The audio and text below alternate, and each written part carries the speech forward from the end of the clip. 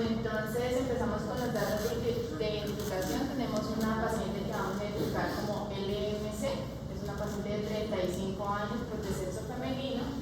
Su estado civil es casada, nivel de educación hasta octavo de bachillerato, es ama de casa actualmente, el lugar de residencia es en Piedecuesta, Santander, y ella ingresa el 5 de agosto del presente año aproximadamente a las 11 de la noche.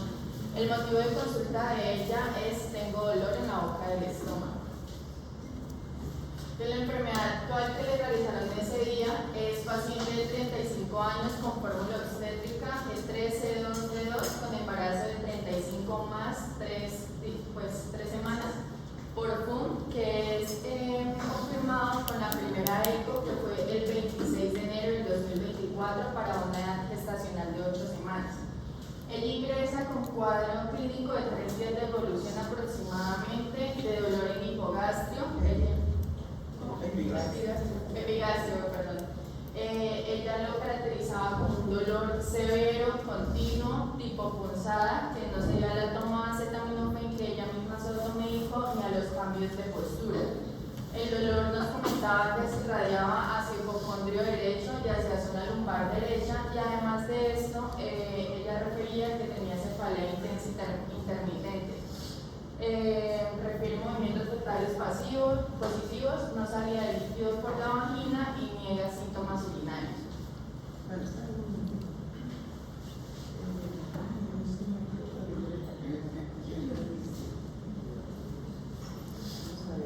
Participen, chicos, acuérdense cómo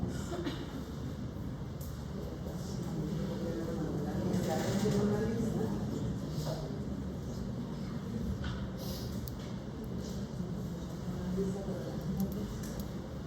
¿Alguien tiene una lista?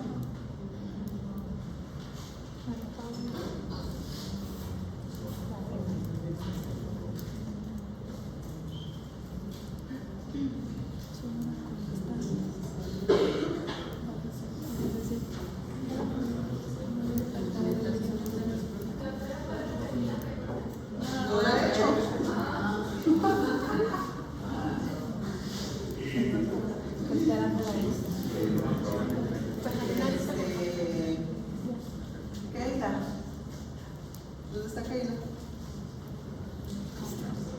¿No vino? Ay, Dios mío, siempre le atino preciso. ¿Dónde está Daira? Daira, venga para acá. Quiero aquí cerquita porque me sirva de secre también. Vamos a hacer una listita, por favor. Y ya coronamos a Keila. No vino. ¿Ah?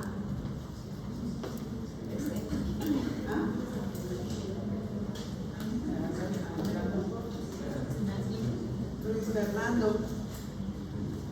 Bueno, Luis Fernando, ¿cuál sería el diagnóstico?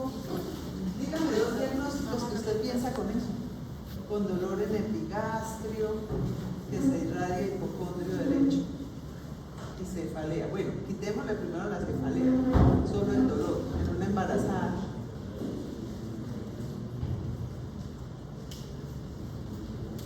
¿Ah? ¿Preeclampsia? ¿Por el dolor de cabeza? Sí. Pero que usualmente es que van muy frecuentes estas pacientes a urgencias y se equivocan con qué diagnóstico. Por eso con un reflujo, con una gastritis, y les dan antiácidos, les mandan para casa a veces. ¿Sí? Entonces siempre recuerden, y sobre todo esto es muy típico porque en la preeclampsia severa complicada con un síndrome de Hell, usualmente es un dolor como en cinturón hacia el lado derecho. Y miren que ella lo refiere: epigastrio, hipocondrio derecho y región lumbar. Entonces, para que no se les olvide, por favor, porque es que de verdad que es muy frecuente, antiácido y vaya para casa.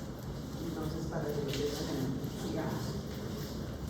Bueno, entonces tenemos los antecedentes patológicos. Es una paciente con hipertensión arterial crónica, también tiene púrpura trombocitopénica, rinitis, sinusitis, farmacológicos, pues en su vida diaria niega, quirúrgicos, pues 2 cesáreas, la última fue en agosto del 2020. También hicieron corrección de estrabismo en el 2016. Hospitalarios niega, alérgicos niega, tóxicos por su esposo fumador, traumáticos niega, transfusionales RH positivo y familiares niega. Entonces estos son ya los antecedentes ginecobstétricos. Entonces tenemos patológicos durante el embarazo, preeclampsia en el segundo embarazo, le dio finalizando en la semana 38, y en la actual con cifras tensionales altas desde el inicio de la gestación, pero no en rango de severidad. Mismo padre en todos los embarazos, primer embarazo terminó con recién nacido meconiado. Aparte de esto, también tuvo hipotiroidismo.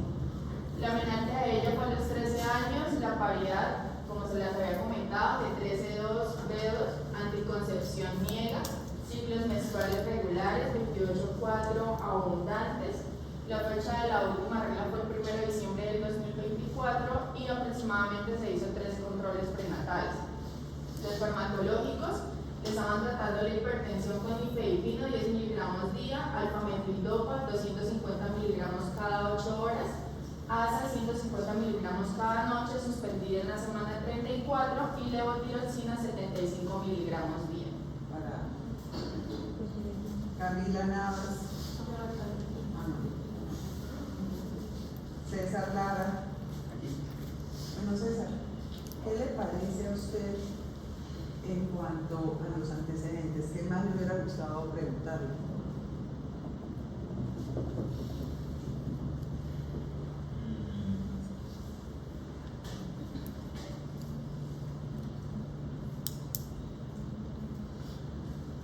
Pues realmente en los antecedentes nos mencionan pues ya partes importantes en los reportes en los que estábamos hablando inicialmente, porque pues tuvo también cifras tensionales. No, Sí. esos antecedentes, ¿te parece que están completos o le preguntarías algo más?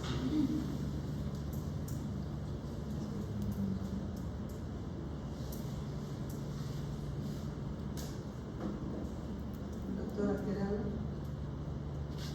Pues yo preguntaría si después del embarazo se le normalizaron las cifras, o sea, si ella volvió a tener tensiones normales o mantuvo su hipertensión después de los embarazos, o sea, como que si tiene una hipertensión Pero crónica. ya está diagnosticada Sí. como hipertensión crónica, o sea, Sí. quedó hipertensa. Bueno, también que solamente se menciona como su hipertensión, pero saber si también, como es una hipertensión crónica, si también tiene alteración de órgano blanco de base, está una enfermedad renal crónica asociada, para mirar también cómo se clasificaría su preeclampsia y mirar también si hay una historia de trombofilia. Su preeclampsia no, su Su hipertensión hipertensión. crónica. ¿Cómo es tu nombre? Valentina Arejo. Ahora en participación y eso le pones ahí Valentina. Pero yo no les estoy preguntando eso. A ver, les estoy preguntando si dentro de la parte del interrogatorio de los antecedentes ginecobstétricos les interesaría haberle preguntado algo más. Sí, yo creo que si los anteriores embarazos se alteraron las cifras tensionales aún siendo controladas. Tuvo una preeclampsia en el Sí. segundo embarazo. Pero no es O sea, eso ya nos lo dijeron. Pero algo más. Enfermedades infecciosas. Periodo intergenésico. La razón de la primera cesárea que tuvo, yo asumí que en el segundo fue por la preeclampsia, pero la primera no me está diciendo por qué fue.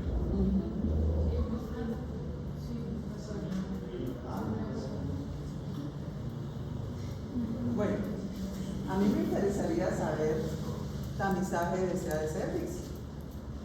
¿Ven algo ahí? Si la paciente le han hecho citología, si tiene vacuna del virus del papiloma, si tiene más de 30 años, tiene la detección del virus del papiloma. Y siento que estamos fallando un poco porque una paciente hipertensa crónica que no planifique, hipertensa, hipotiroidea, no planifica, encima desordenada, miren, 3 controles prenatales. Idealmente una paciente hipertensa crónica que se embaraza, bueno, está con el medicamento adecuado porque está tomando el fametildopa. Pero esas pacientes, lo que decía Valentina, hay que hacerles un perfil renal más o menos al principio del segundo trimestre, hay que hacerle una proteinuria, hay que hacerle creatinina, hay que mirar de base cómo está su función renal para después, si se nos complica, tener un registro con qué comparar. Entonces, estas pacientes idealmente siempre deben tener una consulta preconcepción, ¿Por qué? Porque incluso hay muchas que están tomando la betalol, están tomando nifedipino, están tomando metoprolol, losartán, un mundo de medicamentos que ya vimos que pueden incluso ser teratógenos, y si no hacemos una consulta preconcepcional y llevamos al momento adecuado a estas pacientes con el medicamento ideal, pues obviamente van a tener mayor riesgo. Entonces siento que ahí pues hay una falla tanto del equipo de salud, porque estas pacientes, y más una cesárea previa complicada con una preeclampsia, pues mínimo debió haber tenido una muy buena asesoría en planificación, ¿sí? Entonces esas partes pues son importantes que la tengan en cuenta. Ahora, bueno, de los medicamentos por lo menos está tomando ASA, ¿cierto? Sí. Que nos ayuda a disminuir el riesgo de una preeclampsia sobreagregada, que sería el riesgo más importante que ella tiene. ¿Qué otra cosa llama la atención? Es el mismo papá de todos los embarazos. Y miren, en el primero no hizo nada, ¿cierto? De eventos obstétricos, entonces, de complicaciones de una preeclampsia. Entonces, pues eso también llama la atención, porque usualmente vamos a tener como se comportó en el segundo y en el tercero. En el segundo se complicó de término y en el tercero lejos del término, ¿cierto? Que fue a las 35. Entonces, ese es el comportamiento usual. Lo raro fue que desde el primero no hizo nada. Bueno, sigamos. Entonces, en las ecografías prenatales, pues como les habíamos comentado, le hicieron eco el 26 de enero del 2024 para embarazo de 8 semanas, eco el 24 de abril para embarazo de 2,1 semanas con peso 20 semanas, peso fetal estimado en percentil 37 y sospecha de agenesia renal izquierda. Eco el 18/07 del 2024, embarazo de 31.4 semanas con peso fetal estimado en 1910 gramos y percentil 21, con altura uterina de 24 centímetros, diagnosticado con una ectopia renal cruzada. En los paraclínicos del control prenatal. Entonces, ella le había sospechado que tenía una agenesia renal izquierda, o sea que no se le había desarrollado el riñón izquierdo. Y luego le confirman que tiene una ectopia renal cruzada, que no estuviera desarrollado el riñón izquierdo, sino que se desarrolla en el lado contrario al cuerpo, porque el riñón se desplaza. Entonces puede quedar superpuesto con el derecho y se pueden fusionar o no se pueden fusionar o no se pueden fusionar. En los paraclínicos del control prenatal tenemos toxoplasma para el 16 de enero con Perdón, ¿qué les? A ver. Eso. María José, Aquí. ¿qué le parece las ecografías? ¿Les llama algo la atención?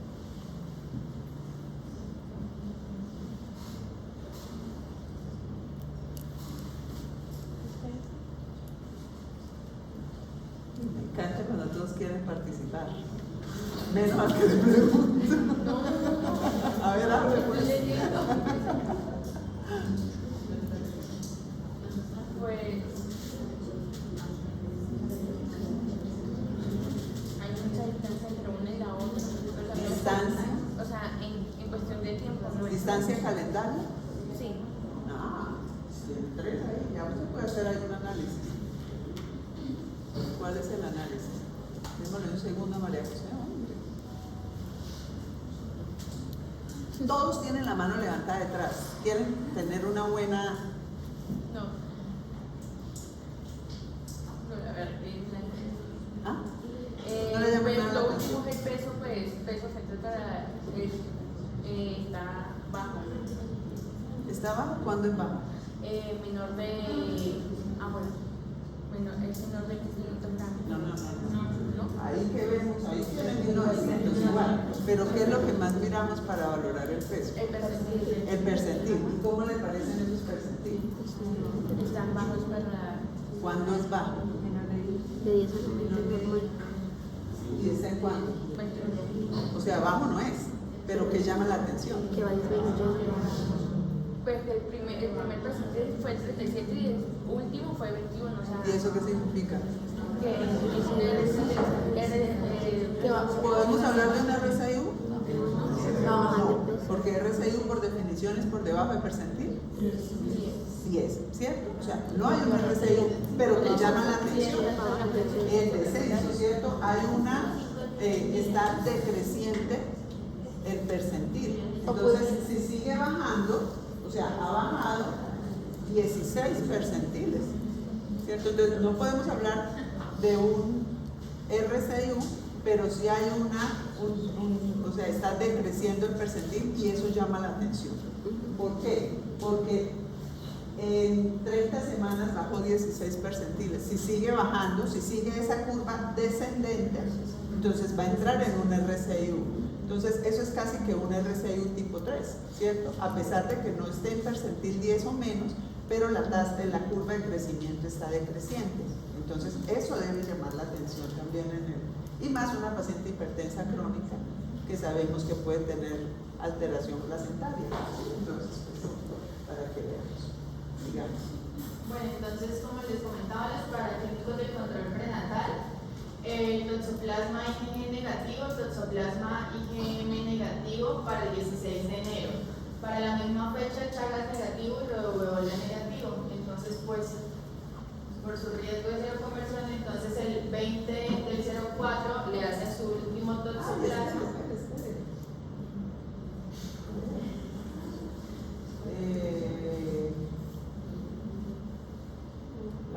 Laura Delgado. Ay, Laura Quesada que hablaba. Cuéntenos ahí del toxoplasma. Bueno, esos resultados, ¿qué análisis le hacen?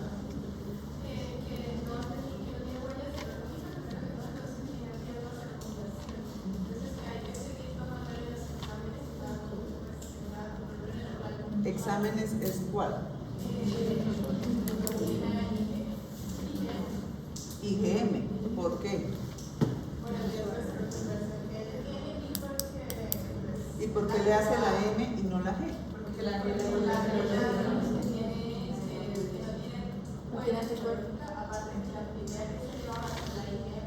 Eso es, porque cuando hay una infección aguda, la primera que se positiviza es la M.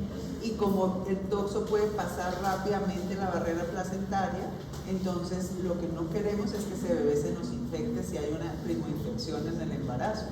Entonces con la M tenemos que actuar rápidamente si estaba negativa y se positiviza, ¿sí? Entonces como la primera que se altera es la M, por eso es que el seguimiento es mensual y con la M. Ahora, ¿qué cuidados, María Fernanda Mancilla? ¿Qué cuidados tendríamos, además de hacer el seguimiento serológico, para que esa paciente no se nos... El lavado de manos, en la comida, tener mucho cuidado en las carnes, tener mucho cuidado con las carnes. Carnes bien cocidas, sobre todo ¿cuál carne? El cerdo. ¿Qué más? Tener cuidado con las leches de los gatos y con el agua. ¿Algo más? Jardinería con guantes, porque ahí también puede haber todos los animales salvajes, murciélagos también pasan mucho toxoplasma, usualmente hablamos de los gatos. Y dentro de frutas y verduras, el tomate y la fresa pasan mucho toxoplasma, entonces deben lavar muy bien frutas y verduras. Bueno, sigamos. Oigan, pero miren también que llama la atención, esta señora tiene exámenes en semana 8, tiene exámenes en semana 20, o sea, parece que hubiera sido más bien una paciente en teoría juiciosa y resulta que solo tiene 3 controles prenatales, ¿no? Entonces no sé en qué habrá radicado esa situación de que no hubo mucho cumplimiento, mucha adherencia total. Entonces la otra ¿Tipo de sangre en ella? positivo. El último toxoplasma que encontramos del IgM fue en abril 20, la TSH en 3.16, en la misma fecha también hicieron antígeno de hepatitis B negativo, la hemoglobina de 13 gramos de cilindro y las pruebas últimas de sífilis y VIH del 27 de junio fueron negativas. Bueno, esa TSH no está normal.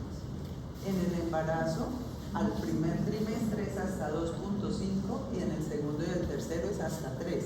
Si es una paciente hipotiroidea que está recibiendo tratamiento, usualmente por trimestre va requiriendo aumento de la dosis. Entonces a esa paciente se le debió haber aumentado un poco la dosis cuando se dio ese 3.1. Sigamos. Entonces este ya es el examen físico al ingreso. Los signos vitales: tensión arterial 200-110 miligramos mercurio, frecuencia cardíaca 70 latidos por minuto, respiratoria 16 por minuto, temperatura de 36 grados centígrados, saturando el 95%, con un peso de 82 kilogramos y talla de 1,66. Le hicieron barrido ecográfico en donde la frecuencia cardíaca fetal fue de 145 latidos minuto, la presentación cefálica, situación longitudinal, dorso derecho y movimientos presentes. Entonces nosotros quisimos ponerle Si nos hubiera interesado mucho en ese barrido ecográfico. A ver. Jesús Vergara, Jesús Andrés.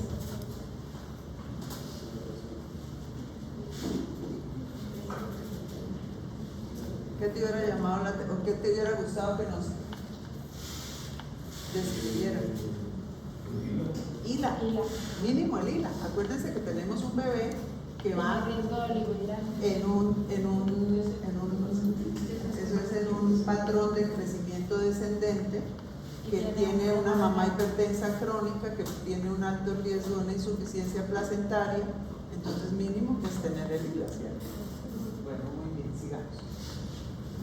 Este es el monitoreo que ella le hace en el ingreso, pues no está muy claro que digamos, pero si se alcanza a ver que la línea de base aproximadamente está en 140, la frecuencia cardíaca fetal es 140. Es un monitoreo pues que se le ve la variabilidad, reactividad no se logra diferenciar mucho, tal vez pues por la hora. Y en la actividad uterina vemos que solamente tiene una contracción en aproximadamente más de 20 minutos. Bueno, el resto del examen físico, piel y paneras normal, tórax dentro de los parámetros normales, mamas no secretantes, no signos de inflamación. Y acá ya en la parte del abdomen encontramos útero grávido de buen tono, con altura uterina de 33 centímetros, dolor uterino, feto cefálico, no se evidencia. ¿Dolor dónde? Sí, siento que eso está como no se evidencian contracciones uterinas pues a la palpación, dolor intenso a la palpación en el epigastrio y en hipocondrio derecho con frecuencia cardíaca fetal de 145 por minuto. En urinario no sangrado, se realiza tracto vaginal, extremidades edemas en miembros inferiores y neurológicos indels. Laila. Tengo Laila Camila, ¿no?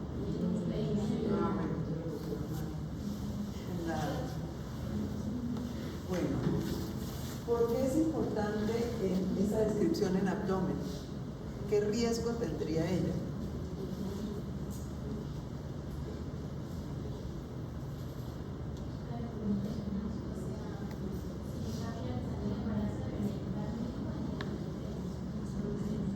Perdón. Bueno, 33 ya, en teoría con eso no pensaríamos en un RCIU, pero ¿qué más nos interesa particularmente en ella?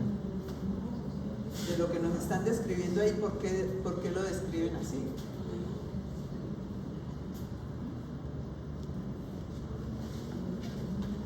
¿Quién sabe?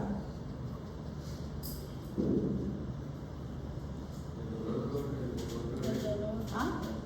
La definición del dolor abdominal y el hipocondrio derecho, que puede ser un órgano blanco para una frecuencia severa. Eso lleva a que miramos perfiles más. No, pero además de eso, o sea, ¿qué riesgo importante tiene esta paciente? Y por eso le describen por lo menos el tono.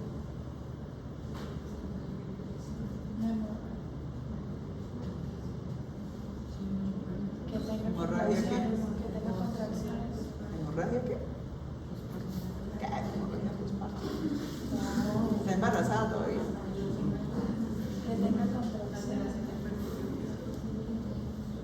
el abdomen. Eso lo vamos a mirar en la ecografía en algún momento, pero ¿cuál es el riesgo importante? Y por eso nos dicen tono, no sé qué, dolor, tal. ¿Ah? Pues preeclampsia ya tenemos. ¿Y qué hace la eclampsia? Convulsiona. ¿Y qué tiene que ver con el tono uterino? Una convulsión, ¿cierto? O sea, como que yo le toque la barriga y digo, uy, esta señora va a convulsionar porque tiene tal en el abdomen. No. Pero si yo le toco la barriga y digo, uy, esta señora tiene un tono aumentado. ¿Ah? Una contracción. No, pero las contracciones son las contracciones y se relaja el útero y vuelve y tiene la contracción. ¿Pero qué? ¿Qué le puede generar a una paciente con una preeclampsia severa? Desprendimiento de placenta. Por Dios, anótemela por favor, niña. ¿Cómo es tu nombre? María Fernanda Mancilla. María Fernanda. Obviamente en una paciente con una preeclampsia severa tiene un alto riesgo de una abrupción de placenta, un desprendimiento, entonces es muy importante mirar si tiene una hipertonía, nos va a hacer sospechar, uy, esta señora me puede hacer un desprendimiento.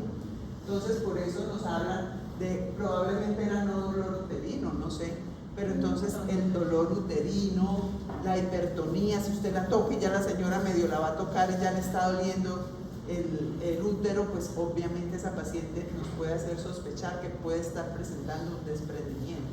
Entonces eso es importante que lo tengan en mente y que lo recuerden. Miren, ya sabemos que esta paciente es una hipertensa crónica. ¿Cuál riesgo puede tener de entrada primerito? Pues una preeclampsia sobreagregada, y ya nos está marcando cosas que puede hacérsenos una preeclampsia ¿qué? Severa, ¿cierto? Entonces, pues obviamente tienen que pensar en todo lo de severidad. ¿Listo? Incluido la eclampsia, muy bien, o sea, hay que pensarla. Lo que les quiero decir es que listo, la piensan, pero no la van a relacionar con una cosa que no tiene relación. Es lo que quiero decir con que el abdomen, tocarlo y ver una hipertonía, pues no nos va a decir esta paciente puede convulsionar. ¿Qué nos diría de las convulsiones? A ver. Ay, estoy preguntando demasiado. Ojalá que llegue Pedro, que no nos va a dar. John Jorge Silva. ¿Con qué sí pensaríamos? Así como con el aumento del tono pensamos en una abrupción, ¿con qué pensaríamos en un riesgo de eclampsia? Serían más orientados a las cefaleas de la paciente. ¿Cefalea? ¿Qué más? También una sensación de mareo. Rápido, eso todos los días lo nombramos. Cefalea.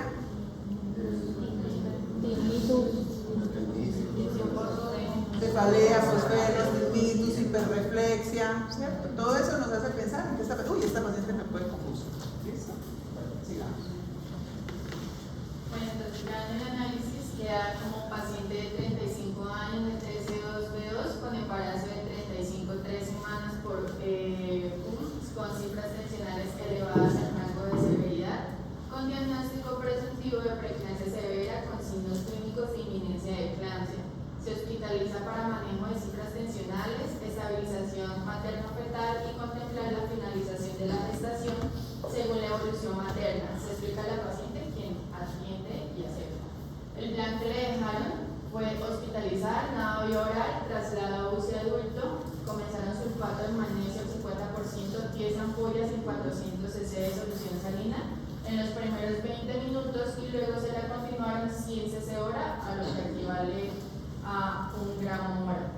El abetalol, 20 miligramos IV hora, betametasona, 12 miligramos intramuscular, nifedipino, 30 miligramos cada 8 horas, le pidieron perfil toxémico, preservar UTI neonatal y colocar sonda vesical de cistoflo para cuantificar los líquidos, tanto administrados como eliminados, el gas urinario. Bueno, pasemos primero. Bueno, chicos, miren, esa.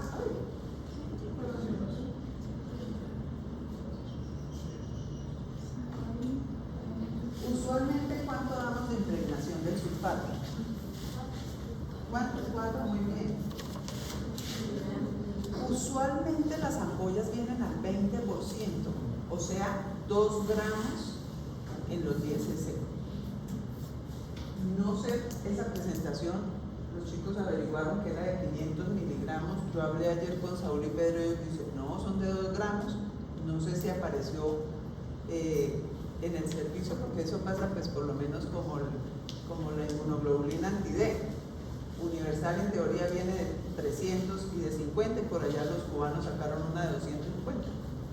No sé si eso puede ser, pero en teoría lo importante es que tengan en cuenta cuánto es la dosis de impregnación y cuánto es la dosis de mantenimiento. Entonces la dosis de impregnación es 4, o sea, es entre 4 y 6, se usa dosis más alta para pacientes en parto pretérmino que en preeclampsia, porque la preeclampsia puede tener daño renal, ¿cierto? Entonces damos la menor dosis. Y el mantenimiento de 1 a 2 gramos, y en ellas usamos generalmente 1 gramo. Entonces, independiente pues de la presentación, pero lo importante es que tengan en cuenta la dosis. Sí. Bueno, entonces, de paraclínicos tenemos que el mismo día que ingresó le tomaron un hemograma donde muestra que luego los blancos de 3.700, linfocitos 2.9, monocitos 0.5, hemoglobina de 13.3, hematocritos de 17.7, pero tenemos una plaquetas bajas de 1.4. Adicionalmente le pidieron donde vemos que está aumentado el LDH en 399, realmente está muy aumentado.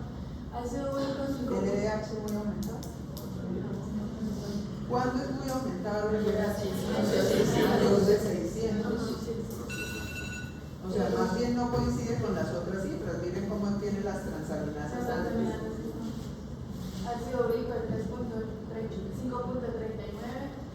glutámico de 198, la creatinina está en 1 miligramo, la ACT está en 134, glicerina total de 0.8, la directa está en 0.42, la indirecta en 0.39 y el VIH está negativo. Con respecto a los múltiples paraclínicos que se le realizaron, tenemos un uroanálisis, en este caso amarillo, ligeramente turbio, encontramos leucocitos 1-3 por campo, cilindros negativos, hematuria negativa, los cristales también negativos. Teniendo en cuenta que fue tomada por cistoflues no patológico. ¿Pero a usted qué le interesa en la orina de los pacientes? ¿Usted está buscando una infección urinaria? No, ¿Qué le está buscando? Hematuria. Proteinuria. ¿Dónde están las proteínas? ¿Dónde están las proteínas? ¿Cómo salían? No salían, lo que salía en el examen técnico. los paraclínicos que estaban en nuestra clínica no salían. O sea, una paciente hipertensa crónica con la preeclampsia sobreagregada y que en el uroanálisis no pongamos si hay o no proteinuria. Con respecto a la nota de evolución, en este caso la cesárea fue intervenida a las 4 Bueno, entonces antes de la cesárea, ¿qué les parece hasta ahí? ¿Cuál es el análisis de esa paciente? A ver, Daniel Suárez. ¿Dónde está Daniel Suárez? ¿No vino? Daniel Suárez, 0 iban 2. Aquí la asistencia, doctora Daniel Suárez.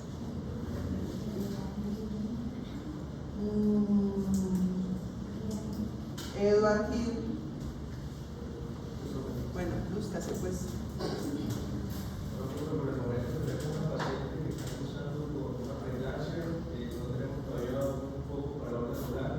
No, ¿cómo? Es una paciente, póngale todo el apellido.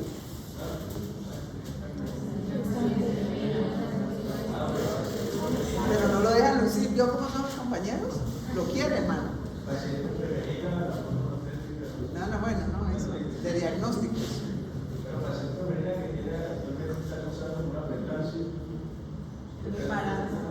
No. ¿Con qué está cursando? Con una hipertensión crónica. Esa paciente ya tiene de base algo. Hipertensa crónica con... Pongamos los nombres como son. Una hipertensa crónica con una preeclampsia sobreagregada. ¿Qué más? No es ilusión. Siga. A ver si la arregla. Bueno, profe, al momento no hemos encontrado... ¿No? Pero ¿Ah? tenemos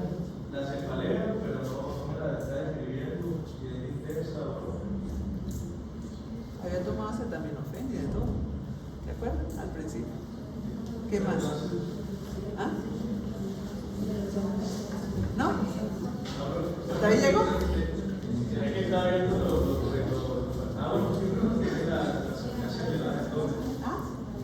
Perdóname, que es que no te oigo. una paciente que usa su hipertensión crónica con una preeclampsia sobrecargada, que tiene órgano blanco para una preeclampsia severa. ¿Cuál es el órgano blanco? Están las amenazas aumentadas mayor de 2 veces su valor. Ok, perfecto. O sea que tiene riesgo de qué? Con una sospecha de un síndrome de Hell. Tiene plaquetas en 104.000, tiene transaminasas elevadas. Lo único que le faltó fue la LDH para decir que es un Hell clásico. Pero ojo, ¿cuál es la situación con ella? Tiene una púrpura trombocitopénica de base. O sea, pues sospechamos que puede estar haciendo con sospecha un síndrome de Hell interrogado, porque sería diagnóstico diferencial entre ellos, ¿cierto? No tenemos proteinuria para saber, pero miren que tiene una creatinina de 1 y tiene cefalea, o sea, con un riesgo de inminencia de eclampsia. O sea, esta paciente nos puede convulsionar, ¿de acuerdo? Entonces es una paciente que sí hay daño de órgano blanco. Y otra cosa que no tenemos y no sabemos, pues el peso del bebé en este momento, a ver si hay un RCIU, que también es otro daño de órgano blanco, que puede tenerlo porque veníamos en un crecimiento descendente, ¿cierto? Entonces, ¿se da cuenta que se hubiera podido reducir mucho más? Pero perdió, sigamos.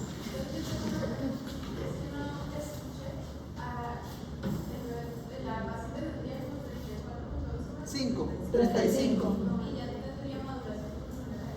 La maduración pulmonar en este momento, eso ha ido cambiando siempre. Eso ha sido, anteriormente íbamos hasta semana 36.6, después pasó a semana 34 y ahora otra vez está en semana hasta la 37, o sea, menos de 37 semanas, 36.6. Entonces se le pone maduración pulmonar.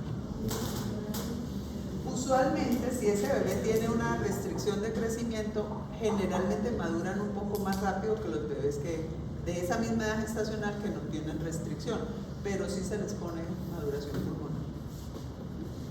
Bueno, en este caso, con respecto a la nota de evolución, sabemos que... Perdón, o sea, en ella se le pone porque pensamos que la vamos a desembarazar a corto plazo. Si fuera una paciente que está más o menos así como con la duda diagnóstica, que le vamos a hacer proteinuria en 24 horas, que la vamos... Pero esta señora nos llega con 200, 110, entonces ella sí pensamos en que muy pronto seguro la desembarazamos y por eso de entrada se le pone, ¿sí? Cuando creemos que puede ser así, como que sí, como que no, preferimos que el corticoide se ponga pues relativamente cerca a cuando se piensa que se va a desembarazar. Sigamos. Tenemos una paciente G3, C3, B3, en este caso con un postoperatorio de cesárea segmentaria más una esterilización quirúrgica, pues en el momento ella se encuentra en una adecuada evolución del superperio y pasa a piso al servicio de ginecología. Tenemos un diagnóstico principal de un parto por cesárea de emergencia relacionado pues a la esterilización, y con respecto al diagnóstico de la complicación del procedimiento, pues debido a la preeclampsia severa, y respecto a las observaciones, tenemos un recién nacido vivo masculino de 1.790 gramos que fue trasladado a UCI. Entonces, en la parte del examen físico tenemos 3 cifras tensionales. La primera 145. Espérame. 1.790 gramos con 35 semanas. Yo no sé si ustedes tienen esto y si no, se los puedo prestar con el compromiso de que me lo devuelven. Mejor dicho, pero premiado. Esto es una curvita donde está peso fetal estimado por percentiles desde semana 30. Y aquí para semana 35, percentil 3 es 1946. O sea, está con una restricción de crecimiento muy severa, ¿sí? Porque miren cuánto es. Sigamos. La primera cifra tensional es 145.97, la segunda en ascenso más o menos con el 150.97 y luego tenemos 148.97. Tenemos una paciente en buenas condiciones, hemodinámicamente estable, con mamas secretantes, el abdomen blando, depresible, no dolorosa la palpación, sin signos de irritación peritoneal, en este caso adecuado tono e involución uterina, y tenemos pues la herida cubierta con apósito sin sangrado activo. Y en el genitourinario tenemos un cuello posterior cerrado, bloqueos serosos escasos, no fétidos. Y en el neurológico no la encontramos con algún leve. El plan para ella fue el traslado a piso, como les comentaba, nada vía oral, el sulfato de magnesio al 50%, 10 ampollas en 400 cc de solución salina, se administraron 100 horas, equivalente nuevamente 1 gramo por hora, se le dio tramadol 100 cada 8 horas, se le dio iosina 20 cada 6 horas, metoclopramida 10 cada 8, omeprazol de 40, dosis única, y en este caso teníamos con ella que vigilar con respecto al tono y el sangrado uterino. Teníamos pues ya anterior la sonda vesical, pero en este caso retirar hasta terminar el sulfato de magnesio. ¿Por qué creen que Porque se debe hacer control de líquidos eliminados y administrados por el sulfato, puede hacer daño renal. Para controlar la función renal? Sí. María Juliana. Los cuidados de la herida. Y con respecto al informe de la cesárea, tenemos una cesárea más Pomeroy a las 4:12, el diagnóstico prequirúrgico fue una G3P12-2, un embarazo de 35 semanas con preeclampsia severa con paridad satisfecha. En este caso los hallazgos tenemos un líquido amniótico claro normotérmico, recién nacido vivo, cefálico sin circular al cordón, en este caso sexo masculino de 1792 gramos con una talla de 42 centímetros, un Apgar 9/10 al minuto. La placenta púdica normoinsertada y los anexos de aspecto sano. También tenemos lo de la asepsia y la antisepsia, en este caso la incisión que se realizó fue tipo Fenastiel hasta la cavidad peritoneal, histerectomía tipo Kier. Ah, histerectomía. Histerectomía, no estamos sacando el útero. Extracción de recién nacido encefálico sin complicaciones, se entrega el recién nacido, pues al pediatra para la adaptación neonatal se toma la muestra de sangre del cordón y el alumbramiento completo. Limpieza de cavidad endouterina, histerografía en 2 planos con cromado, se verifica la hemostasia de esta histerografía, se le hace el pinzamiento, la ligadura, el corte y la cauterización bilateral en trompas con cromado de 2,0. Se verifica la hemostasia de esta pues en ambos muñones, se hace la limpieza de las fronteras parietocólicas, luego seguimos con el conteo de compresas que fue completo, se hacen los cierres por los planos hasta la piel, no hay complicaciones intraoperatorias y tenemos una orina clara al final del procedimiento con un sangrado aproximado de 150 cc. Eso es más mentiroso que quién sabe que un sangrado en una cesárea siempre explota eso.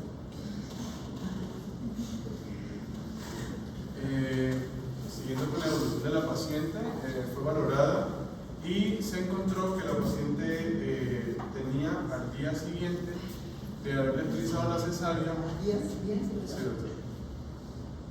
¿No dijimos que eran menos de una hora? No, fue el siguiente de la cesárea. Cuando pasaron a hacerle exámenes en la madrugada a la paciente, notificaron que encontraron una mucosa oral seca, palidez en cara y conjuntivas, el abdomen estaba distendido, tenía dolor severo en la palpación, con signo de rebote positivo, la herida quirúrgica estaba sin eritema, no había calor local, sin secreciones, los genitales externos normales, había un sangrado escaso a moderado, que salía de vagina, no era fétido, la sonda uterovesical asistofló con orina escasa, las extremidades ya estaban sin edemas y no había déficit neurológico. Como conducta se hizo un barrido en ecografía encontrándose abundante líquido libre en espacio de Morrison y habían asas flotantes dentro de la cavidad peritoneal, por lo que se confirma diagnóstico clínico de hemoperitoneo y se pasó de urgencia a la paciente a una laparotomía exploratoria. Como diagnóstico se deja entonces hemoperitoneo y postoperatorio de cesárea por preeclampsia severa, y el plan fue pasarlo a la parotomía. Porque estas pacientes tienen riesgo de hacer hemorragias. Porque tiene plaquetas bajas.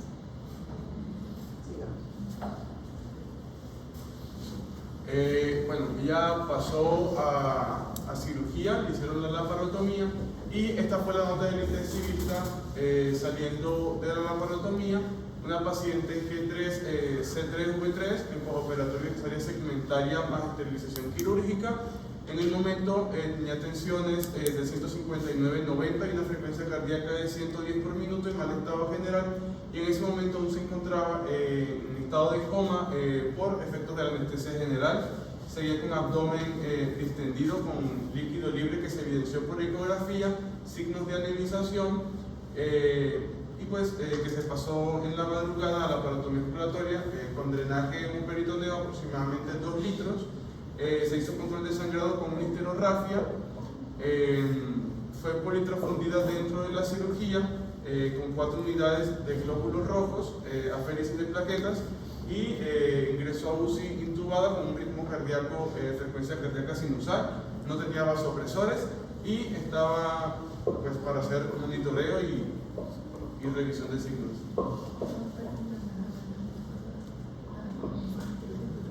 El informe quirúrgico de la laparotomía, entonces, el preoperatorio fue una preeclampsia severa con un hemoperitoneo y debido a síndrome anémico agudo severo, que fue secundario pues, a la cirugía que le habían realizado, se encontró que le habían transfundido 6 unidades de glóbulos rojos empaquetados, 4 de plasma fresco congelado y una aféresis de plaquetas. Hicieron un reporte post-transfusión de hemoglobina y fue de 8.8. Post-transfusión, imagínate cómo estaba la pobre. Ella tenía 7.2 antes de entrar a la cirugía y luego de la con transfusión y todo eso, si llegó a 8 pico, eso todavía estaba último más, seguramente. Bueno, entonces estos fueron los diagnósticos que se le realizaron antes. Fue este es el MUR, que es de 32, el LH está en 360, que en comparación a lo que marco que teníamos, pues disminuyó. Las proteínas en 24 horas, aquí sí ya las tenemos reportadas, que fueron 17.5. El glutámico es de 222. Las creatininas se tomaron 2 creatininas, una a las 5 de la mañana y otra a las 10 de la mañana, ambas estaban por encima de la. Entonces, la de las 5 de la mañana estaba en 1.62 miligramos y la de las 10 de la mañana en 1.16 miligramos. AST está en 134, la bilirrubina total está en 0.32, la bilirrubina directa está en 0.21 y la bilirrubina indirecta está en 0.11. El volumen de mililitros de la orina de proteína de 24 horas fue de 1910 mililitros. Bueno, en cuanto al hemograma, tenemos que están los glóbulos blancos. Perdón, un segundito. ¿Cómo están las transaminasas en relación a las basales, a las que tenía de primeras? ¿Aumentaron o disminuyeron? No, ¿Sigue igual? aumentaron. Siguió aumentando. La GPT, ¿verdad? Sí, sí. Y la creatina también estaba en 8. Exacto. Acá en el hemograma, pues bueno, acá tenemos los glóbulos blancos, que también se alteraron, no estaban alterados. Bueno, pero recuerden que el fisiológico en el cuerpo ella está elevado, ella puede llegar a 25.000 también, y más ella con todo lo que sufrió, pues.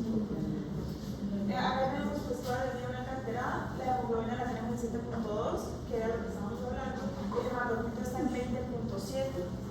Y las plaquetas estas sí subieron y están. Pero falta ver si fue porque le hicieron todas las transfusiones incluidas las mujeres y las plaquetas, ¿no? Entonces, porque estaban haciendo mucho ahora en 7.35. Bueno, también tenemos acá el ácido úrico, que es de 6.47, el sodio de 139.7, el potasio de 5.5, el calcio en 100.7, el BUN está en 23.9 y los tiempos de proteína están en 10.2 con un PNR de 0.98. Bueno, entonces aquí fue la evolución de medicina interna, en donde diagnosticaron a la paciente con preeclampsia severa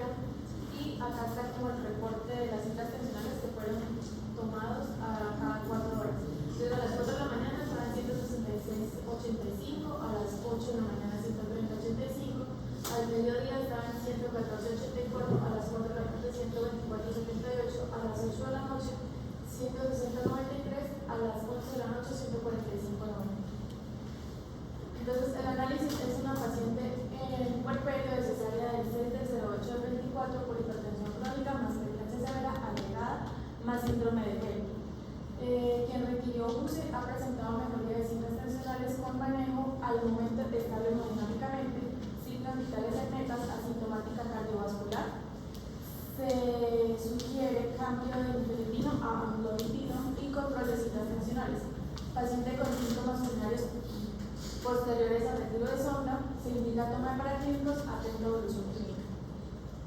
Entonces, el plan, hospitalizar con ginecología, seguimiento por medicina interna, dieta normal, se le va a dar acetaminofén un gramo cada 8 horas. Ese mundo de hipertensivos. Carvedilol, 25 miligramos cada 12 horas, valsartán 160, nifedipino, se le suspendió, pero ahora se le va a dar antidepresivo 10 miligramos, prazosina, hidroclorotiazida, enoxaparina de 40 y la toma de citas tensionales cada 4 horas y avisar pues al médico de turno si hay un momento de 160 a 110 de las citas. Cabe aclarar que con esos 6 antihipertensivos que tenía, las cifras tensionales no se dieron a la Bueno, el objetivo, pues el único reporte que nos hicieron fue que estaba mirando los 48 de incubación, que se tomó por sonda, entonces pues se cree que es certero, pero definitivamente pues no estamos hablando. Bueno, en cuanto a la epicrisis, entonces la paciente se va con un diagnóstico principal de preeclampsia severa, las recomendaciones de salida de blanca es, bueno, la salida era también 500 miligramos cada 6 horas, pero en caso de dolor. El carvedilol va a ser de 25 miligramos cada 12 horas, valsartán de 160 miligramos cada 12 horas, nifedipino de 60 miligramos cada 12 horas, praxosina 2 miligramos cada 6 horas, hidroclorotiazida de 25 miligramos cada 12 horas, cita de control por ginecología en 7 días con el reporte de las tensiones arteriales, porque ahí sí que seguir el seguimiento. La cita de control por psicología y psiquiatría, que bueno, en este caso van a ser prioritarios por el ingreso a UCI y por diagnóstico. Pendiente de empezar a reclamar el reporte final de evolutivo, la extracción de cada 2 horas, la toma de tensiones arteriales desde salida las de una semana. Ya anotando los valores, pruebas de la ginecología, dolor de cabeza intenso y persistente, ver luces, se escuchan pitidos, dolor en la boca, del estómago, puede presentar convulsiones involuntarias, ¿no? Se siente mareada, débil, pues todo eso son como los signos de alarma que le dieron a la paciente y pues el ratio de puntos que están para el 20/09/24. En el centro médico ya. Y la licencia de la maternidad. Bueno, pobrecita, ¿qué les pareció? Anticonceptivo. Claro, ¿verdad? Si no, mejor dicho. ¿Y el bebé cómo evoluciona? El bebé bien, el bebé ganó peso y a los... pero es que ella tuvo un regreso, ¿no? Entonces en ese regreso el bebé pues ya mejoró, tuvo peso mucho más rápido y ya ahorita salieron ambos. ¿Y por qué fue el regreso? El regreso de ella fue por hipotensión. ¿Hipo? Sí. Hipotensión, sí. La mandaron para otro lado. Bueno, y esta paciente también debe, en el puerperio, debe hacerse el control de tiroides, porque usualmente digamos que el comportamiento natural de las pacientes hipotiroideas que se embarazan es que lo que les decía al principio, que con cada trimestre pueden ir requiriendo aumento de la dosis y entonces en el puerperio usualmente nos toca, si ya era hipotiroidea, pues valorarle la dosis que requiera de acuerdo al perfil tiroideo. Y si era hipotiroidea solo gestacional, se suspende y a las 6-8 semanas se toma el perfil tiroideo y con eso se decide si era como la diabetes, que también hay que hacer reclasificación, entonces con la tiroides igual. Digamos entonces con pubertad, la historia de los juicios